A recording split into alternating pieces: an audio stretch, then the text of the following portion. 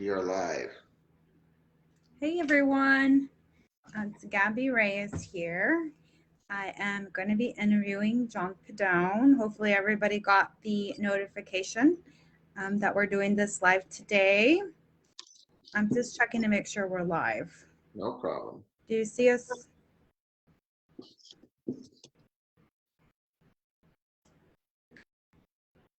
Mhm. Yep, I see us. Just want to make sure. So, John, I know that you are a very common face on in this group. So a lot of you already know you. I know that we usually talk about revenue share, but something that I think a lot of people haven't really asked you about is, particularly how you get all these luxury listings. So that's kind of what we were talking about this week, and we were brainstorming. Since I'm working on getting more listings, and I said, hey, wouldn't it be wonderful to interview you and find out a little bit about what it takes to do luxury listings, plus you can if you can give us some tips, because I know a lot of people are doing way too much, especially the newer agents like myself, that are overthinkers. So I thought it'd be wonderful. But first of all, let's go ahead. Could you just tell us a little bit about yourself? Yeah, sure. Hey guys, happy Friday, everyone. I'm happy to be on here and getting interviewed in Grupo Impacto today. This is an awesome group, and I know a lot of the partners that are inside this group. But yeah, so I started my real estate career about 10 years ago down in South Florida. I was kind of did things, I guess, the opposite way because a lot of realtors, what they'll do is they'll end up going into mid-price points and then they'll work their way up to luxury. I went into, I focused on the luxury market right away. That's kind of the target market that I went after. And I think a lot of it has to do with is like I tell everybody, there's no difference really from selling a home that is mid price point to luxury price point. You're still running the same transaction. So it's more or less a mindset thing. Just looking at it, just because you add an extra zero in front of the number doesn't make it that more difficult. So I think a lot of people, when they're looking to break into the luxury market, they're overthinking it. Now, do you need to have different types of marketing and branding and so forth like that, and different channels of how you're going to market that property? Yes. So a few things that I would probably recommend is anybody that is interested in getting into the luxury market, they should get first certified in luxury and take some courses on luxury. And you can do that through the Institute of Luxury Marketing. That's one of the certifications that I have through. They have a good platform in there on coaching. But then also, I would also recommend is connect to a lot of different luxury agents and call them up, pick their brain, interview them, kind of like Gabby's doing right now. Ask them what's working for them. So that's kind of how I started into the market, and I'm in the process of expanding right now. We're putting together. Me and Jana have been working hard on trying to get some branding done back down to the Boca Raton market because I'll be returning down there to do a lot of business, and the feel and the look has to look a little bit different if you're going to break into the luxury sector. Yes. So, when you're breaking down to the mechanics of actually getting a listing, Hmm? um, could you maybe just break it down to, and I mean, you can even think about go back to maybe the first time that you had a listing appointment. What were you doing then, and what are you doing now differently? Yeah, my first listing appointment was not luxury. It was a pretty rough listing appointment. Um, I could tell, yeah, it was rough. So it was a lower price point listing appointment I went to. Schedule the appointment, prospected the appointment. What I mean by prospected, it was I think at that time, I think he was a for sale by owner, if I remember right. And then when I walked in the house and I looked at the house and the condition of the house and the type of clientele that he was, I was like, oh, man, I'm not selling lower price point. I'm going right into luxury. But I wanted to do a test run of an appointment. So if you're Yeah. asking me of how to actually break into like luxury, get luxury listings, I guess, is that what you're saying? Like what is no different than what we're doing from prospecting. Like we talk about prospecting all the time, like time blocking your schedule from 8 to 11 and making your calls. So we all know where the rich people live or where luxury subdivisions are. So if you're going to put yourself on a time block schedule from 8 to 11 and you're making calls, then just circle prospect that neighborhood. We use different systems, whether it's Arch Agent, the RadX, which I used for years, is another software system, the Vulcan system, which we're currently using now. What that will allow you to do is take a map, drop a map over a location, and then you'll have an auto dialer system, and then you call upon those properties. You know, you need to end up learning how to use your scripts and practice and role play, because you're going to have certain objections that are going to come up. But and most importantly, you need to create separation from you and the other realtor that has called them immediately. Like you first few seconds in, you know, I'm a big proponent of wordplay, so you'd have separation. So it comes down to branding, right? If you're physically certified in luxury and you're calling upon luxury properties, the average agent that's probably calling on luxury properties might not have a certification. So that creates a separation right there. So if you called a client in that subdivision and said, hey, listen, hi, this is Gabby Reyes with the Gabby Reyes Real Estate Group. I am certified in luxury and I am calling you on the behalf because I have some out-of-town buyers that are possibly looking to relocate to your subdivision. By any chance, are you looking to sell anytime soon? So that initial conversation is, all right, they know who Gabby Reyes is. She's a Gabby Reyes Real Estate Group, so she's sounding bigger than she is. She's certified in luxury. I've heard that. And maybe they might come back and say, well, you know, we were thinking about selling, Gabby, maybe not now, or maybe 6 months down the road. Or no, they might say, no, we're happy where we are. And then your reply would be, great, you live in such an amazing subdivision. I love your subdivision. By any chance, do you know of anybody that's looking to either buy in your or sell in your neighborhood, or possibly buy or invest in real estate? I would love to help them. These are just normal conversations. Now, you'll find the more that you make these calls, you're being aligned. You're out there hunting versus waiting. The biggest thing mistakes that realtors do today is they just wait for the business. You're not going to go out yourself and make yourself visible, then you're not going to get the business. And I hear this all the time. Well, maybe I don't like to prospect. It's just conversations. Like, we're salespeople. We have to talk to people. So you should be putting down in your mind of how many people you're talking to a day, whether that's 20 people a day about real estate. And if you do that consistently in your schedule, you're going to have results because of that, because you'll get better. Your conversations will get better. Your objection handlings are better, and so forth. But I think more importantly is branding. When you're in the luxury sector, you need to have some really good branding. And what I mean by branding, you should have a website that's built out around that luxury, showcasing who you are as an agent. So if it's gabbyreyes.com, you send them that link and they can pull it up. They could be a quick video on you, why you're so amazing. Maybe it's an interview for somebody interviewing you. You throw your certification up on it.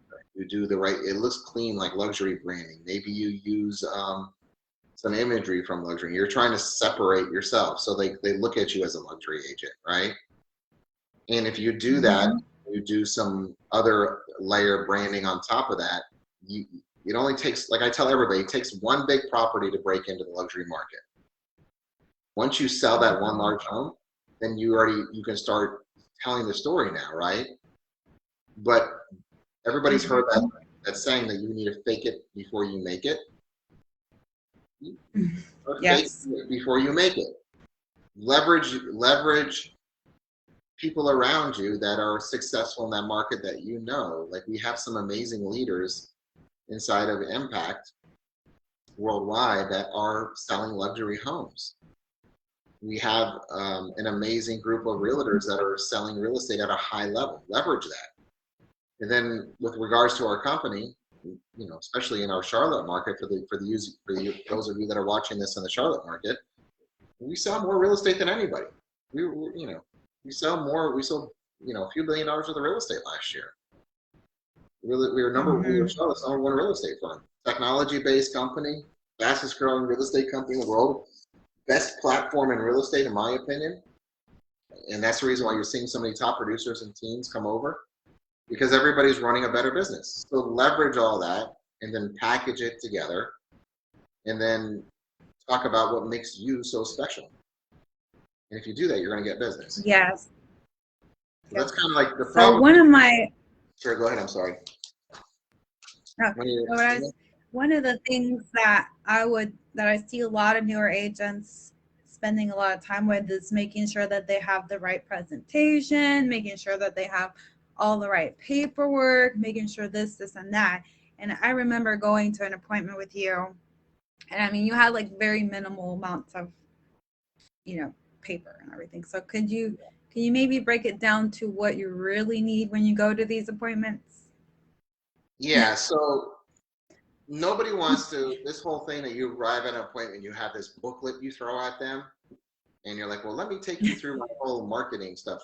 I do what's called a pre-marketing digital presentation, basically. So when I'm talking to somebody, remember we talked about the bio that you would create on your webpage or information about you? You could also talk about some of your marketing stuff on there.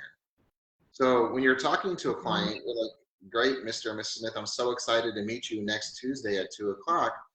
What I would love to do is send you some information about myself so you could put, a face with my name.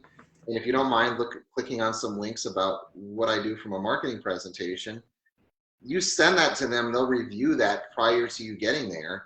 And then when you get there, you're just bringing some fluff, what I call, a folder, a branded folder about yourself or your team that you're calling yourself, EXP's numbers, what they've done, just a couple little things of like fluff in there. And then it's more or less of connecting. So I tell a lot of agents, the biggest mistake any agent makes that I see, and why I feel like I convert so high on a listing appointment, is that they go there, they walk in the door, and they're already trying to sell the person, right? And where can we sit down at the dinner table? I want to show you my marketing presentation. I want to show you what I'm going to do. The first 10 minutes that I make it a habit is I don't even talk about real estate when I meet them. I ask them to take me on a tour through the home just like I'm a buyer. I have a notepad out. As they're talking about their home, I'm making notes of what's unique about their property. And then I might make a compliment. Maybe they have a dog and I play with the dog, or I say, oh, your dog's so amazing, or a cat. I don't like cats, but I might say that. So I try to find some common ground with them to connect with them on a human level and get their defenses down to show them that I'm easy to talk to. And then the next question is once we get done through the tour, we'll sit down at the table or wherever they decide to sit down at, and I'll ask them an honest question like, if you're going to hire a professional realtor, what is the most thing that's important to you in hiring one today? This is all work, right? And then they're going to go off and say either communication or whatever the case is. And you're going to listen to them, because the more questions you ask, you'll find out what's important to them. And then you could reply, but then you can start talking about some of the marketing, what makes you different, what's separate. Then you can start breaking out a little analysis of, what comparables. You can ask them what they think about the comparables. Do you talk about pricing the property correctly? And so forth. And once you get through all those conversations, say, did it make sense to you what I showed you today? Yes. Did you like our ability of how we're able to market? That's the reason why we sell a lot of properties. Yes, great. I'd love to represent you and build a great relationship with you. Let's go ahead and get the docs signed, and I'll get my production company out here in the next day or two to shoot it, and we'll get you live by Friday. And the way the market conditions are, we should have you under contract depending on the price point, within a week. But we're seeing properties, if you price them right, they're gone within a week, right? Properties are moving quick. So it's just confidence. Yes. And also not trying to sell them, trying to listen to them and understand them and what their needs are, and what their motivation is. Are they relocating? Are they downsizing? Like, you got to use that motivation. The more questions you ask, you'll know where to go in the conversations. It's not complicated. People overcomplicate things. Like, I don't want to sound like I'm a robot when I go into an appointment. I just want to. Yeah. So one thing that I think a lot of, especially newer agents, they, when they keep hearing the word no, no, no, no, no, like how important would you say follow up is? Because, you may go to these appointments and they might say, okay, John, I love this. I'm going to follow up with you. Or, I mean, how would you, if they say no at that point, like how many more times would you follow up? So I'm sorry, say this again. If a client says no about meeting, you mean? No, let's say you go to this appointment, right? Uh-huh. And then they say, John, I'm not really ready right now. How important is follow up with someone like that? Well, follow up is key, but I would ask before I would get to that point, that question of like, are they not ready now? I am asking all those questions previous to the appointment. So I know if they're ready. Like I know what their motivation is, because if they tell me, hey, listen, I'm not really interested in selling, I just want to test the market and I have no motivation, everything else, do I really want to go on that appointment? It's just wasting my time. So it's qualification. You have to qualify them. Just like a lender qualifies a buyer, you got to qualify that seller. You got to find their motivation. Okay. So you're saying if you went to this appointment and they tell you they're not ready, you basically didn't qualify right. Well, what would be the reason them telling me they're not ready? They want to interview other agents? Is that maybe that's a possibility, right? I mean, if they say they're not ready to make this one right now, but they want to interview other agents, right? Mm-hmm. Then maybe the question is to them is like, usually the case, yes. Mm-hmm. Okay, so let's role play that for a second. Mm-hmm. I want to interview other agents. To me. Okay. Okay, John. Thank you. This is all great. We're talking to a few other realtors, so we'll get back to you. And I can completely respect that you're talking to other realtors. Can I ask you a question? Out of everything that I showed you today, what did you like the most? I really like how your marketing is set up. It looks very professional. Okay, and I'm happy you say that. And are you comfortable and confident based on what you saw today that we could sell your home for top dollar and have the right marketing to get you where you need to be? Because we did sell more homes in the Charlotte market than anybody last year. I showed that to you. Do you feel confident in that? Yes, I do. I think you're one of the top contenders out of the ones we've seen so far. Really. Thank you so much. And do you feel that the price that we've discussed is a price that makes sense to come on market at? I think so. Yeah, you're pretty in par with all the other ones. Mm-hmm. Okay.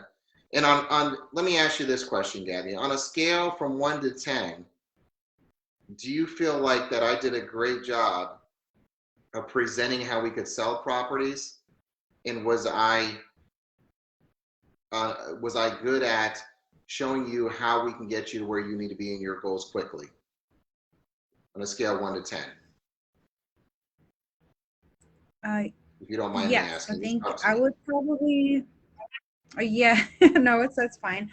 I would say I would give you a 9.5. You did really well. That's pretty amazing. Well, Gabby, thank you so much, because I would take that. Yeah, I mean thank you so much, because I would take that into the week. That's a pretty high rating. Can you imagine what my rating and how well I'm going to perform when I guarantee you that I'm going to get the property under contract pretty quickly, and then I have to put my own team's marketing dollars in it? Let's just go ahead and get this signed today. Get your listing signed. I'll get you on the market this Friday and get you under contract. There's no need to sign other agents, because you've already answered all those questions. You know that we sell a ton of real estate. I'm confident in what I do. Let me do what I'm good at and get you offers. So let's just go ahead and get this signed today. It makes sense, and we'll get you under contract by next week. You got to turn it around. That good. The problem is that some realtors are too timid. They don't ask for the business.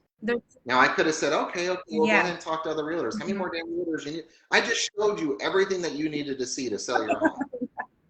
You just told me my marketing was great. You felt confident and you knew what I was doing. I showed that we were #1 on marketing. So again, you ever heard that expression like, what is a con man? You ever heard that expression? So people say, you know what a con man is, right? Con man's like somebody that tries to they con you, right? But what makes the difference of a good con man and a bad con man? A good con man that's really good and is good at being a con man has confidence. So his confidence makes people believe in what he's doing, right? You need to put something in your brain that when you go to that appointment that you're getting the listing. Every appointment that I'm on, and this is the truth, like since real estate, it's like I'm walking in, I don't care if there's 7 realtors waiting for appointments, I'm walking out there with signed docs or that I'm going to be their realtor. Because I'm confident in my ability to perform for them. So if you walk in with confidence, dress the right way, presenting the right way, professional, connect, you're gonna sign listings.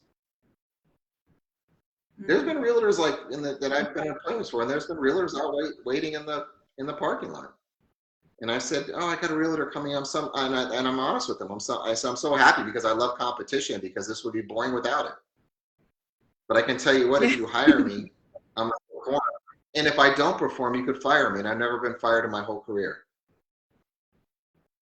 So it's confidence. Thank you. Does that help out a little bit? My last, it does, just because I would be the person that would be like, okay, well, thank you for your time. See you later, after all that. And you just really gave up. Right? Yeah, you shouldn't do that because you're giving up then. I've been told no, like no, and then yes.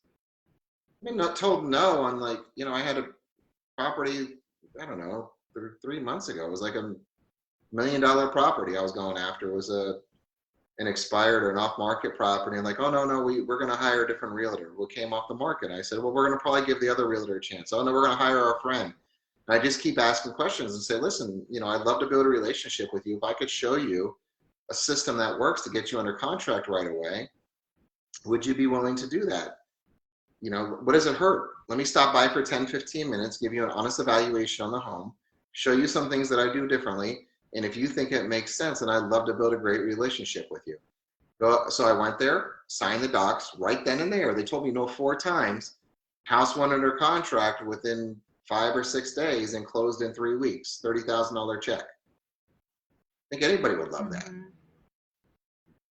But I just don't take no for an answer. All would love that. Yeah. So thank you so much. I think there was one question in the live chat. Somebody says, how is the best way to practice? What's the best way to practice for a listing appointment? Just what we did now, just role playing, or? Role play, get somebody in the family, like you're walking into a house. Get script practice, because there is script practice that you could do for listings. I would recommend anybody go into Kevin Ward YouTube channel. He has a live listing presentation that he does in there. Kevin Ward's YouTube channel. He's got a really good bunch of good content on there on prospecting and everything. But he also does a walk-in listing appointment, and you can kind of role play. You don't practice with your family, practice with your other realtors. Sit down together. The more you do it, the more comfortable you're going to be when you have to be live with it. You got to practice. Practice makes what, Gabby? What does practice make? Progress. Okay, is this a trick question? Progress, yeah. I knew it. You're never going to be perfect. Okay? You're never going to be perfect. But every day that you do this, you'll get better and better. So it might just be little levels, but you got to practice at it. Yes, so that's in a nutshell, guys. I mean, if you want to break in the luxury market, brand yourself as a luxury agent. Get certified in the luxury market. Walk the walk, talk the talk. interview other luxury agents and just focus on that price point that you want to go after. And you got to pick up the phones and start making connections. If you just sit down and wait, and it's not going to happen. Well, thank you so much for your time today. We really appreciate you taking the time. I know you're really busy. I know you were getting lots of calls before we got on here, but hopefully we can do a follow-up interview and maybe get some other people on here that would give us some other ideas. I appreciate you, John. Awesome, guys. Have a great weekend. Thanks, Gabby. Thank you. See you.